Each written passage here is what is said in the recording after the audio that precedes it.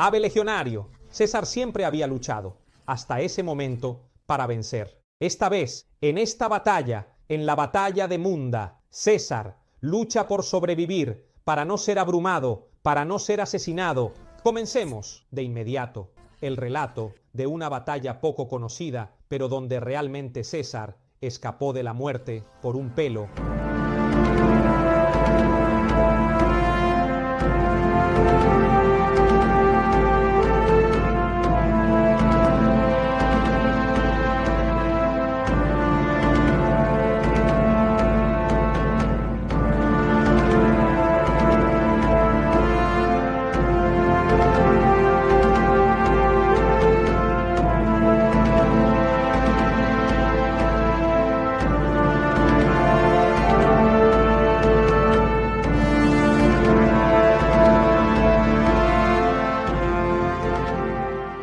Entonces, nuestra historia comienza en el periodo de guerra civil entre Julio César y Pompeyo. Sabemos que el gran enfrentamiento entre César y Pompeyo ocurre en la llanura de Farsalo, en Tesalia, que es una antigua región de Grecia, donde César, con un hallazgo increíble, aquí les pongo el enlace al video donde se lo explico en detalle, logra derrotar a un enemigo que era considerado uno de los mejores generales de la historia de Roma. ¿Qué sucede? Después de la batalla de Farsalo, Pompeyo, que sobrevive a esa batalla y escapa a Egipto creyendo que encontrará asilo político, en realidad es traicionado por el pequeño gobernante Ptolomeo XIII, que tenía 13 años, porque pensaba que al matar a Pompeyo le hacía un favor a César, quien era el vencedor. Entonces César también llega a Egipto, se inserta en una disputa dinástica entre Ptolomeo XIII y Cleopatra, y obviamente sabemos que con Cleopatra nace una relación extremadamente ardiente y apasionada, pero su intromisión en los asuntos egipcios, es decir, entre Ptolomeo XIII y Cleopatra, provoca la reacción del pueblo y del ejército egipcio, por lo que César queda prisionero dentro del Palacio Real en Alejandría con Cleopatra y vive momentos muy difíciles en los que casi es capturado y asesinado. César saldrá de esta situación, por lo tanto, de la guerra de Alejandría, de la batalla de Alejandría, y al final, en la batalla del río Nilo, finalmente logrará derrotar a todos sus oponentes, ser libre y así continuar en su, digamos, conquista de las diversas zonas, entre las cuales Egipto era, por supuesto, una de las tierras más importantes en todo el tablero del Mediterráneo. Después de su aventura en Egipto, César se dirige a enfrentar un peligro en Oriente, porque en la batalla de Sela derrota al rey Farnaces, rey del Ponto, quien también allí estaba amenazando los territorios romanos con una batalla muy rápida. Es la batalla del famoso Vain vi vencí, que fue anunciada en el Senado con esta frase que luego pasó a la historia. Después de su permanencia en esa zona, César regresa a Roma y llega justo a tiempo para gestionar el descontento del ejército de los legionarios que llevan varios meses sin cobrar y están al borde de un motín. Logra, con su capacidad y su carisma, retomar el control del ejército, pero poco después debe volver a luchar contra los seguidores de Pompeyo. Algunos seguidores de Pompeyo que aún no se han rendido quieren seguir organizando ejércitos para combatirlo, y en particular se están reuniendo en el norte de África. Entonces César parte de Italia, llega al norte de África y tiene un enfrentamiento en la célebre batalla de Tapso, y aquí también les pongo el enlace donde les explico en detalle la batalla de Tapso.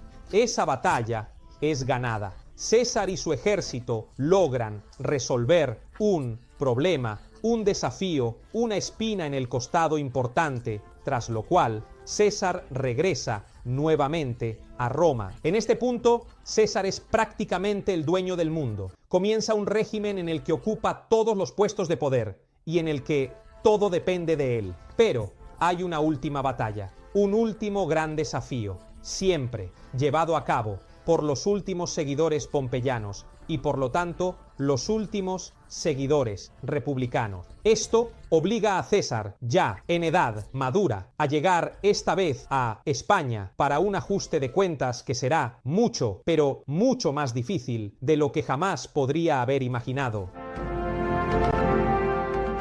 Entonces nos estamos acercando a la batalla de Munda. Primero debemos entender a los oponentes. ¿Quiénes son los adversarios de César? ¿Quiénes son los oponentes que están desafiando a César? El primer adversario, de hecho, es Tito Labieno. Tito Labieno había sido el brazo derecho de César durante su conquista de Galia, había sido jefe de la caballería, lo había ayudado muchas veces, era realmente un hombre de confianza. Había sido un gran aliado de César. Sin embargo, al estallar la guerra civil, se había puesto del lado de Pompeyo, pero esencialmente porque era un republicano convencido, por motivaciones políticas que lo convencían. Tito Labieno era el jefe de la caballería. En la batalla de Farsalo, justo donde ocurre el clímax del combate, y siempre Tito Labieno estaba presente en Tapso, donde logra sobrevivir, pero una vez más intenta derrotar a César. Por lo tanto, podemos decir que Tito Labieno, para César, es un ex compañero, un ex amigo, que ahora es irreductible,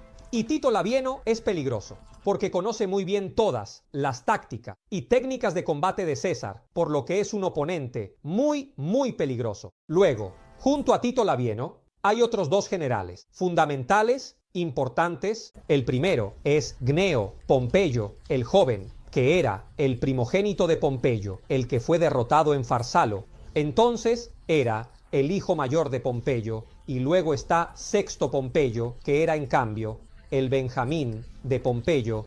Estos tres generales representan los últimos tres grandes generales que César debe enfrentar. Y estos generales tienen a su disposición un ejército muy, muy grande. Ellos disponen, como nos cuenta Piano en las guerras civiles en el capítulo 103, de 13 legiones, de las cuales había algunos veteranos de Farsalo, soldados de África, de los españoles, de los celtíberos, una tribu que habitaba la zona de Iberia y que era uno de los mejores combatientes de toda la Europa continental, además de una consistente caballería y auxiliares para un total de 70.000 hombres. Entonces, estos generales despliegan en el campo 13 legiones a plena capacidad para 70.000 hombres listos para aniquilar el ejército de César. Por otro lado, César, que como de costumbre marcha con extraordinaria velocidad desde Italia hacia España, lleva un total de 8 legiones, y conocemos los nombres de estas legiones. Está la quinta,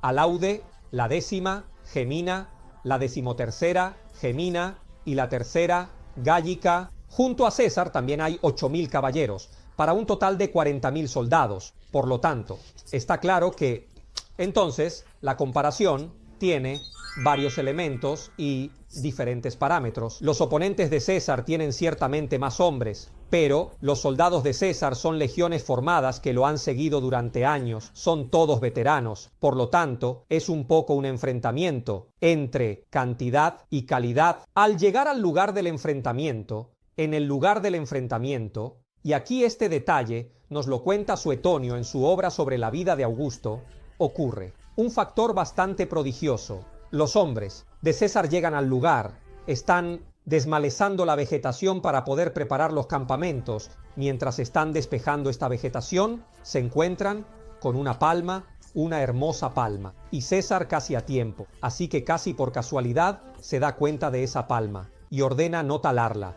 porque era particularmente hermosa. Entonces, los hombres dejan esa palma así, tan podada, y en el transcurso de pocos días esta palma crece, hermosa, maravillosa, exuberante, y entre las hojas de esta palma incluso llegan aves a preparar su nido, algo que normalmente no sucedía porque a las aves no les agradaba mucho la palma para hacer sus nidos. En resumen, es un presagio de gran fortuna, un presagio de gran victoria, que da mucha confianza a César y a sus hombres, una palma de la victoria. Entonces César y los suyos, sintiendo a los dioses, y por lo tanto la suerte de su lado, se preparan para comenzar el combate.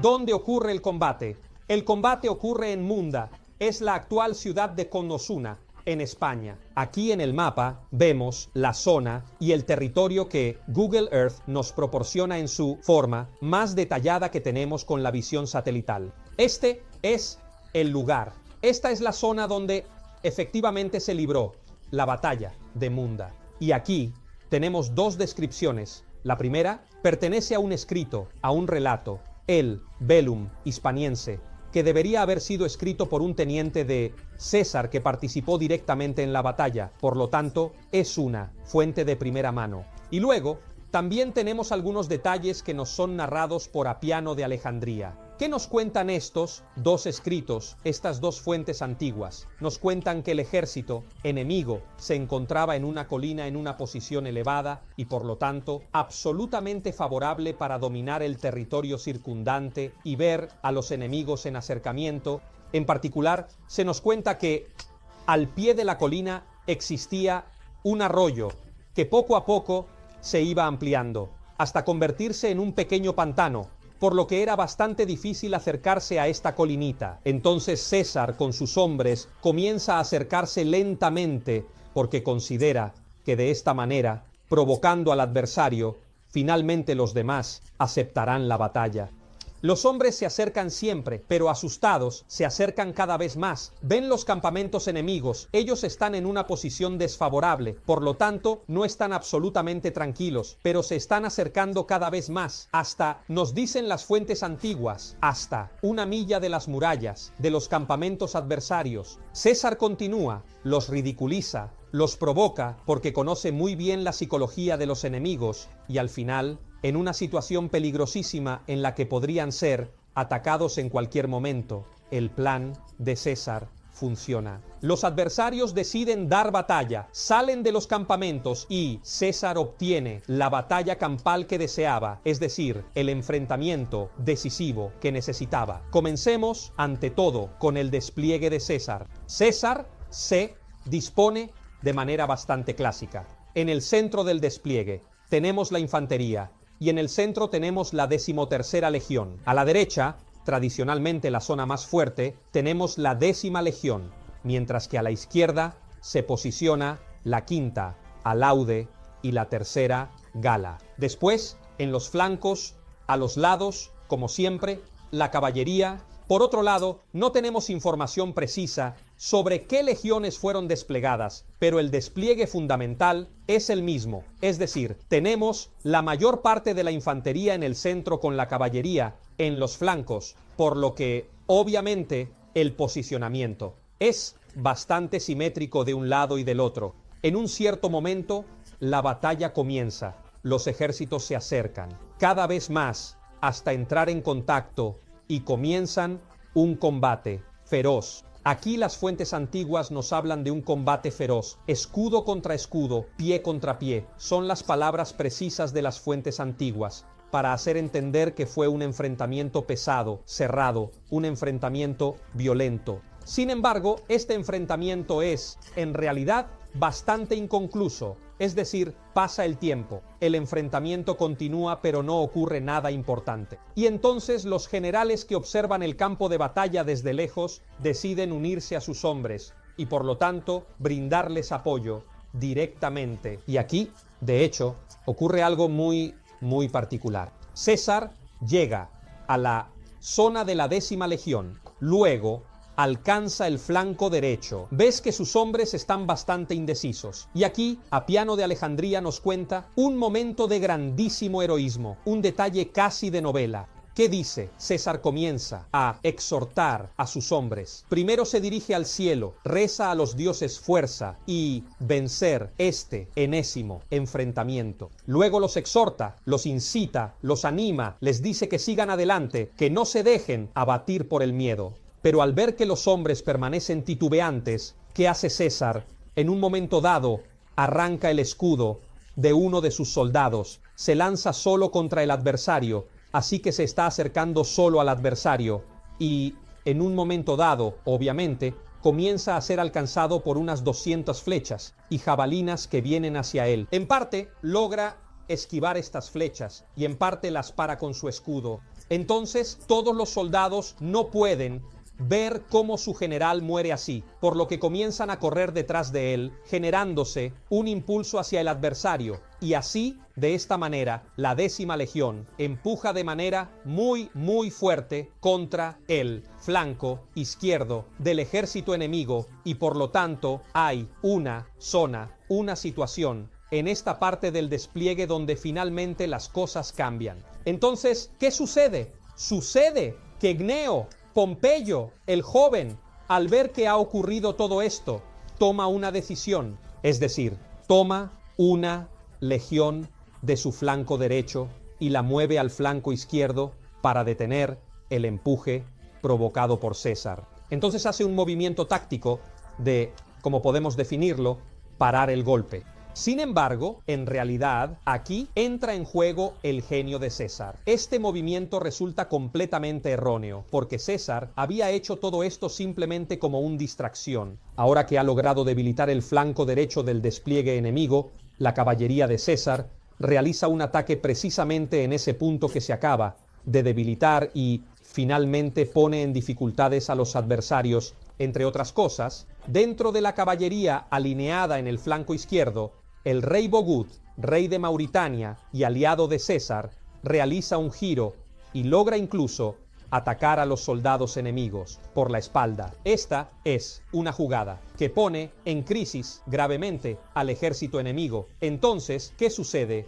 Sucede que Tito Labieno, que es el primero, el más importante de los generales, decide realizar una acción, toma una serie de hombres y sobre todo de caballería, los separa y crea una especie de, digamos, segunda fila, llamémosla así, y esta segunda fila está destinada a ser utilizada donde más se necesite. Pero aquí se produce un quiproquo absoluto, porque los hombres, al ver que Labieno está llevando a todos sus compañeros y se está separando, interpretan mal esta acción que realiza Tito Labieno y piensan que Tito Labieno se está escapando. Entonces, automáticamente, un poco por la jugada de César, un poco porque han sido rodeados y un poco porque piensan que Labieno se escapa, todo el ejército sigue a Labieno. Entonces el pánico se extiende entre las tropas y todo el ejército de los pompeyanos comienza a desmoronarse completamente y se transforma en una derrota absoluta.